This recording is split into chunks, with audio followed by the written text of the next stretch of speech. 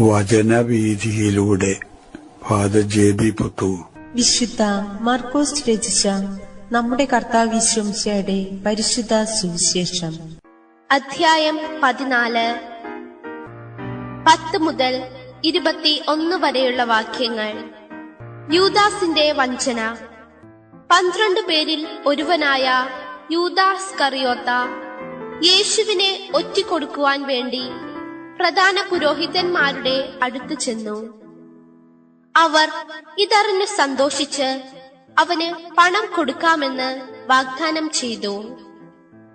അവനെ എങ്ങനെ ഒറ്റിക്കൊടുക്കാമെന്ന് വിചാരിച്ച് അവൻ അവസരം പാർത്തിരുന്നു.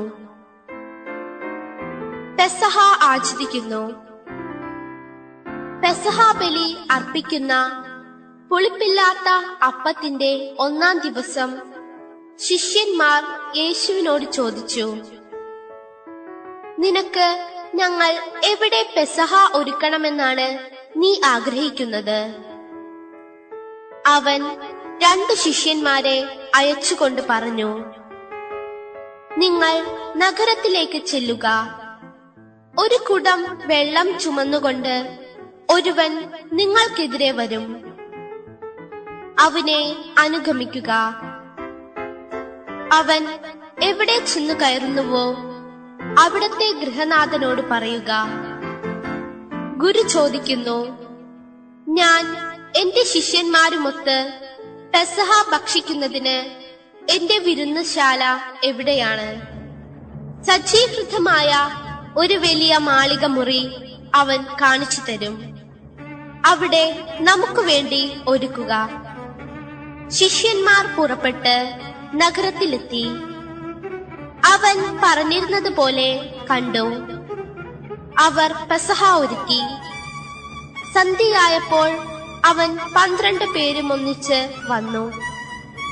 അവർ ഭക്ഷണത്തിനിരിക്കുമ്പോൾ യേശു പറഞ്ഞു, ഞാൻ സത്യമായി നിങ്ങളോട് പറയുന്നു, എന്നോടൊപ്പം ഭക്ഷണം കഴിക്കുന്ന നിങ്ങളിൽ ഒരുവൻ എന്നെ ഒറ്റിക്കൊടുക്കും. അവർ ദുഃഖിതരായി, അത് ഞാനല്ലല്ലോ എന്ന് ഓരോരുത്തരും അവനോട് ചോദിക്കാൻ തുടങ്ങി. അവൻ പറഞ്ഞു, 12 പേരിൽ എന്നോടൊപ്പം പാത്രത്തിൽ കൈമുക്കുന്നവൻ തന്നെ. മനുഷ്യപുത്രൻ തന്നെ കുറിച്ച് എഴുതപ്പെട്ടിരിക്കുന്നത് പോലെ പോകുന്നു. എന്നാൽ മനുഷ്യപുത്രനെ ഒറ്റിക്കൊടുക്കുന്നവന് ദുരിതം. ജനിക്കാതിരുന്നെങ്കിൽ അവന് നന്നായിരുന്നു. ആകസ്മികത എന്നതിനേക്കാൾ ആസൂത്രിതമാണ് സംഭവിക്കുന്നതെന്തും.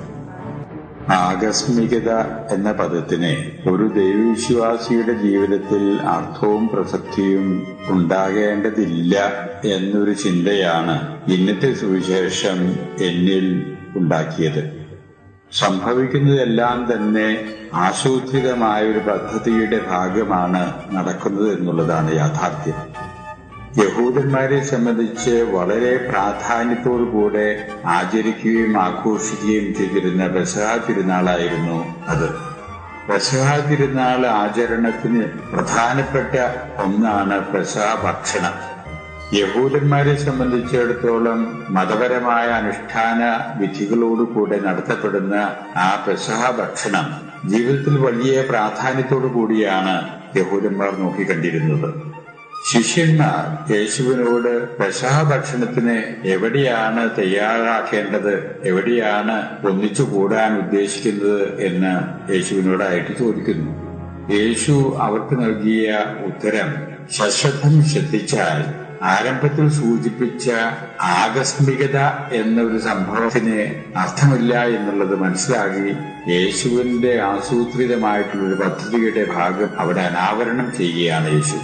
ശിഷ്യന്മാരുടെ ചോദ്യത്തിന് ഉത്തരമായിട്ട് യേശു പറയുന്നു, നിങ്ങൾ 2 പേർ, ശിമോൻ പത്രോസും മറ്റൊരാളും കൂടെ പട്ടണത്തിലേക്ക് ചെല്ലുക.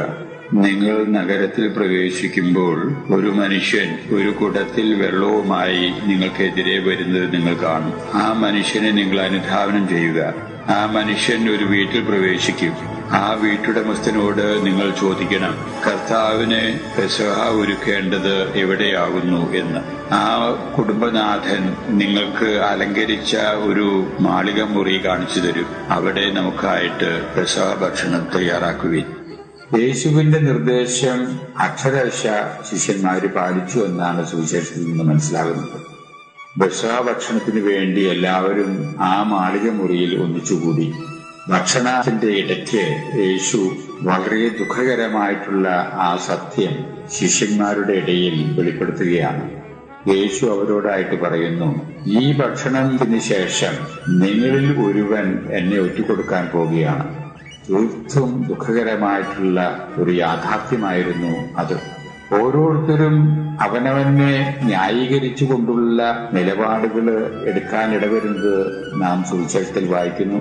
സഭയുടെ വിശ്വാസ പാരമ്പര്യമനുസരിച്ച് പെസഹ ഒരുക്കിയത് ഇന്നത്തെ സുവിശേഷ കർത്താവായ മർക്കോസിന്റെ ഭവനത്തിലായിരുന്നു എന്നുള്ളതാണ് വിശ്വസിക്കപ്പെടുന്നത്. അതുകൊണ്ട് ആ കുടുംബനാഥൻ എന്ന നിലയിൽ മർക്കോസ് അവിടെ സന്നിഹിതനായിരിക്കണം.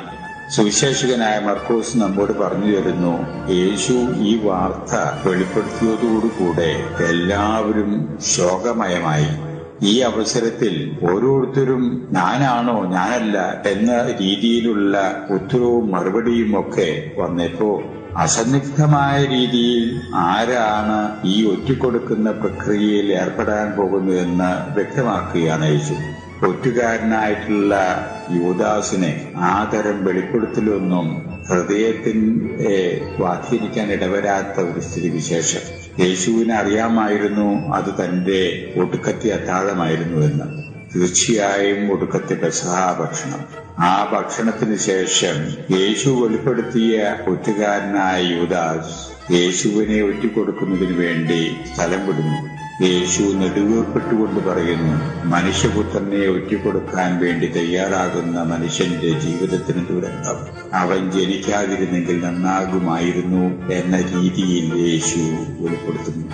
ഈ തരം ദൈവികമായ ഉൾപ്രേരണകളോ ദൈവികമായിട്ടുള്ള ചിന്തകളോ ഒറ്റുകാരനായ യൂദാസിന്റെ ഹൃദയത്തെ സ്വാധീനിക്കാൻ ഇടവന്നില്ല എന്നുള്ളതാണ് യാഥാർത്ഥ്യം. യൂദാസ് താൻ നിശ്ചയിച്ചുറപ്പിച്ചിരുന്ന ആ ക്രൂരകൃത്യത്തിനു വേണ്ടി സ്ഥലം വിടുന്നു. അങ്ങനെ ചരിത്രത്തിലെ ഏറ്റവും അറിയപ്പെടുന്ന ഒടുക്കത്തെ അത്താഴമായി തീർന്നു അത്. ഒറ്റുകാരനും ഒറ്റിക്കൊടുക്കപ്പെട്ടവനും ഒടുക്കത്തെ അത്താഴമായിരുന്നു. ജീവിതത്തിൽ ദൈവത്തിൽ നിന്നകന്ന് ദൈവിക പ്രേരണകൾക്ക് ചെവി കൊടുക്കാതെ സ്വാർത്ഥചിന്തകൾക്കും നിശ്ചിത താല്പര്യങ്ങൾക്കും പ്രാധാന്യം കൊടുത്തുകൊണ്ട് മനുഷ്യൻ ജീവിക്കാനിടവരുമ്പോൾ മനുഷ്യന് സംഭവിക്കാവുന്ന അധഃപതനത്തിൻ്റെതായിട്ടുള്ള കഥ, അതാണ് ഇന്നത്തെ സുവിശേഷത്തിലൂടെ അനാവരണം ചെയ്യപ്പെടുന്നത് എന്ന് ധരിക്കുന്നതിൽ തെറ്റില്ല.